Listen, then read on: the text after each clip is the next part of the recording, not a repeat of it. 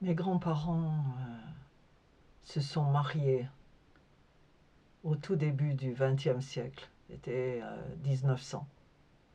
Et mon grand-père était un grand silencieux. Il aimait beaucoup sa femme et il a passé sa vie à se sacrifier pour elle. Il montait les seaux de charbon, qui étaient très lourds, de la cave tous les jours pour qu'elle puisse chauffer la maison sans avoir à se salir les mains et à porter ce lourd poids de charbon, de boulets de charbon. Il était celui qui dirigeait la maison, il s'occupait des finances, il préparait les vacances avec elle, mais c'était lui vraiment qui était le directeur de l'opération. Il était toujours là à ses côtés à l'église.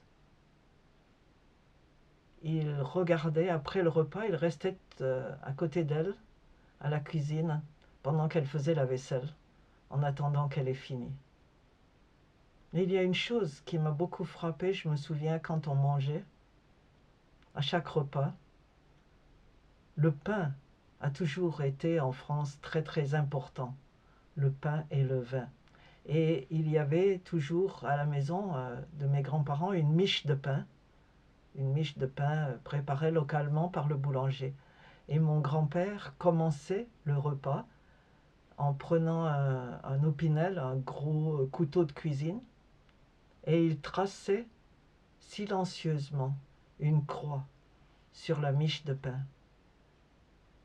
Ça se faisait en silence et j'ai continué à observer ce rite que je n'ai pas compris tout de suite, mais qui m'est resté. J'ai appris depuis que c'était une coutume ancestrale chez les chrétiens, qu'on prenait le pain et qu'on le bénissait avant de le partager. C'était une refonction, une, une action répétitive qui rappelait la scène, le repas que Jésus a partagé avec ses disciples. Et je remercie Dieu pour cette expérience.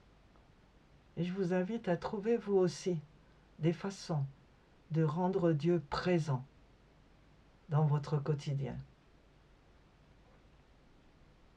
Pour moi, j'étais une petite fille et j'ai appris à respecter le repas et la présence de Dieu en famille, grâce à ce pain béni.